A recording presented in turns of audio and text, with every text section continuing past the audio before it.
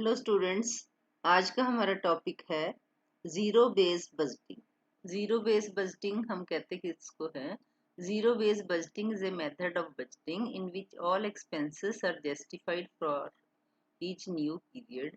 कि इस बजट में हम जितने भी एक्सपेंसेस करते हैं हम प्रीवियस एक्सपेंसेस के हिसाब से न्यू एक्सपेंसेस हम सेट नहीं करते, या जो हमारे पास पुरानी बजट्स हैं उन बजट्स को देखकर हम न्यू बजट्स नहीं बनाते।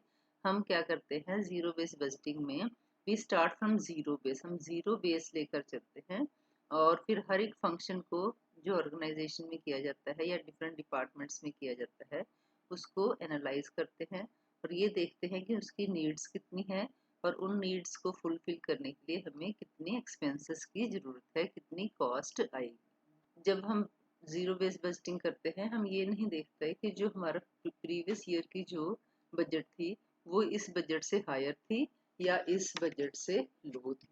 तो अब जीरो बेस बजटिंग में क्या निकल के आया कि zero base budgeting is an approach to make a budget from scratch. Previous जो बजट है उसका इसमें कोई रेफरेंस नहीं लिया जाता, चाहे ये बजट उससे हायर हो चाहे ये बजट उससे लोअर हो।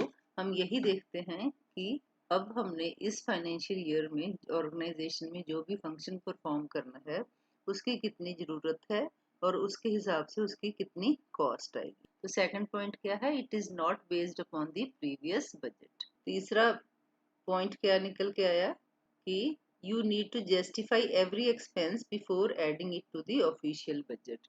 ये हमने लिखा है ना, ये डेफिनेशन में लिखा है कि we have to analyse the needs and the cost. इससे क्या हो गया, we have to justify every expense before adding to the official budget. जब ऑफिशियल बजट बनेगी we have to justify the expense. Fourth point क्या है, ये जो बजट है इस ऑब्जेक्टिव से बनाया जाता है कि हमने अपने एक्सपेंसेस को रिड्यूस करना है wherever it is possible. तो अब ये क्लियर हो गया कि जीरो बेस बजटिंग ऐसी बजट है जो हम स्क्रैच से शुरू करते हैं, मतलब जीरो से शुरू करते हैं और उन बजट्स को बताते वक्त हमने प्रीवियस बजट का कोई भी रेफरेंस न्यू बजट में नहीं देना, या हमने प्रीवियस बजट हायर थी या लोअर थी उसका ध्यान में नहीं रखना। हमने यही देखना है कि जो फंक्शंस हम अपनी ऑर्गेनाइजेशन में परफॉर्म करने जा रहे हैं उसकी कितनी नीड है और उसके लिए कितने एक्सपेंसेस की ज़रूरत है, उसके लिए कितनी कॉस्ट आएगी और वेयर वेयर पॉसिबल हमें अपनी कॉस्ट को जस्टिफाई करना है। और जहां हमें लगता है ये कॉस्ट फालतू है या इसके बिना चल सकता है तो हमें उस कॉस्ट को रिड्यूस करना है। नेक्स्ट है स्टेप्स इन्वॉल्व। स्टेप्स इन्वॉल्व का मतलब process of zero base budget. तो सबसे पहले क्या है, आइडेंटिफिकेशन ऑफ डिसीजन यूनिट्स।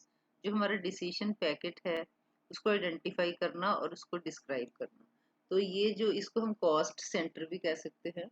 तो कॉस्ट सेंटर जैसे मार्केटिंग डिपार्टमेंट है, प्रोडक्शन डिपार्टमेंट है, तो उसके लिए हमने आइडेंटिफाई करना है कि हमने क्या डिसाइड करना है, कैसे हमने बजट बनानी है।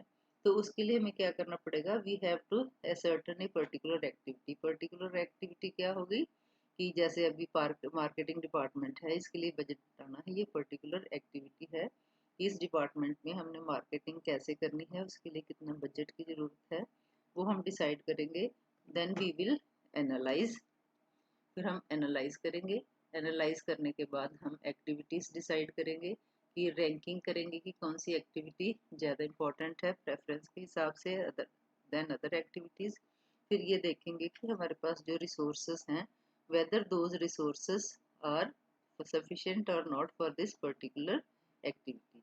जब हमने डिसीजन लेना है, डिसीजन करना है, तो फिर हमने ये देखना है कि हमारे पास जो फंड्स हैं उसके लिए जो हमारा ये प्रपोजल है whether this proposal is appealing to the allocation of funds, कि हमारे पास जो एलोकेशन ऑफ फंड्स हैं वो पूरे है या नहीं है। फिर हम करेंगे। तो जब हम डिसीजन पैकेज जो है हमारा या जो कॉस्ट सेंटर है जिसके लिए हम बजट बनाने जा रहे हैं तो उसमें हमें क्या देखना पड़ेगा कि हमने ये देखना है कि हमारी ऑर्गेनाइजेशन का ऑब्जेक्टिव क्या है, हम किस पर्पस के लिए जीरो बेस बजटिंग कर रहे हैं या ये जो पर्टिकुलर सेंटर है इसका काम क्या है। फिर रेगुलेटरी रिक्वायरमेंट भी देखनी है। रेगुलेटरी रिक्वायरमेंट के अकॉर्डिंग टू लॉ जो है हमें क्या क्या रिक्वायरमेंट्स है जो हमें फुलफिल करनी पड़ेंगी या according to company law board हमें कौन कौन सी रिक्वायरमेंट्स इस पर्टिकुलर बजट में पूरी करनी पड़ेगी। उसके बाद हमने क्या देखना है, अवेलेबिलिटी ऑफ फंड्स। हमने ये देखना कि हमारे पास whether the proposal is appealing for allocation of funds, कि जितना एलोकेट हम फंड सोच रहे हैं कि इसमें हमने करना है, तो क्या वो फंड्स हमारे पास हैं और क्या हम जस्टिफाई करते हैं कि इतना फंड्स इस पर्टिकुलर कॉस्ट सेंटर या पर्टिकुलर एक्टिविटी पे खर्च किया जा सकता है या नहीं खर्च किया जा सकता। और फिर हमने देखना है कि रैंकिंग करनी है, रैंकिंग द डिसीजन पैकेज की रैंक करके देखना है। फिर हमने ये देखना है कि अवेलेबिलिटी ऑफ मनी, हमारे पास जो है फंड्स कितने हैं। नेक्स्ट है prioritisation of decision package. Decision package की जैसे हमने फर्स्ट पॉइंट में बता दिया था कि रैंकिंग करनी है, तो रैंकिंग के हिसाब से हमने देखना है on the basis of activity, कौन सी एक्टिविटी को फर्स्ट प्रेफरेंस देना है, किसको सेकंड देना है, किसको थर्ड प्रेफरेंस देना है। और नेक्स्ट फिर हम करेंगे allocation of resources. Allocation of resources preference के हिसाब से फिर resources will be allocated on the basis of rank. Allocation of resources कैसे होंगे, on the basis of ranking. जो हमने रैंकिंग दिया है डिसीजन पैकेज को, उस हिसाब से एलोकेशन ऑफ रिसोर्सेस होंगे। और एट द एंड हमने मॉनिटर करना है, कंट्रोल एंड मॉनिटर करना है whether the allocation of resources is done accurately और नॉट। ये हमारा लास्ट स्टेप आ जाएगा, controlling and monitoring whether allocation of funds is done accurately और नॉट। ये हमने देखने के लिए इसके लिए हमें कंट्रोल और मॉनिटर करना नेसेसरी। एडवांटेजेस अगर देखें तो जीरो बेस बजटिंग के एडवांटेज क्या है कि मोर एक्यूरेट बजटिंग है, कि हम जीरो से स्टार्ट करते हैं, हर एक एस्पेक्ट को स्टडी करते हैं। जब हम कोई भी एक्टिविटी परफॉर्म करते हैं तो उससे जो हमारी बजट है वो एक्यूरेट बजट बन जाती है, और हम एफिशिएंट एलोकेशन ऑफ रिसोर्सेज करते हैं। और जो weaknesses of incremental budgeting are removed, कि जो इंक्रीमेंटल बजटिंग क्या होती है कि जो हमारा ट्रेडिशनल मेथड था बजटिंग बनाने का, तो आपको पता है कि जब भी बजट बनाई जाती है तो पिछली बजट से हर एक कॉस्ट को थोड़ा थोड़ा इंक्रीज करके शो किया जाता है बजट में। वो इसलिए शो किया जाता है कि ये ज्यूम करके चला जाता है कि पिछले साल के कंपैरेटिवली नेक्स्ट ईयर में जो कॉस्ट हैं कुछ परसेंट बढ़ेंगी, तो इसलिए इंक्रीमेंट बजट को उस वे से प्रेजेंट किया जाता है। लेकिन ये जो वीकनेस है ये वो सिर्फ एक एस्टिमेशन होता है, वो रॉन्ग भी हो सकता है।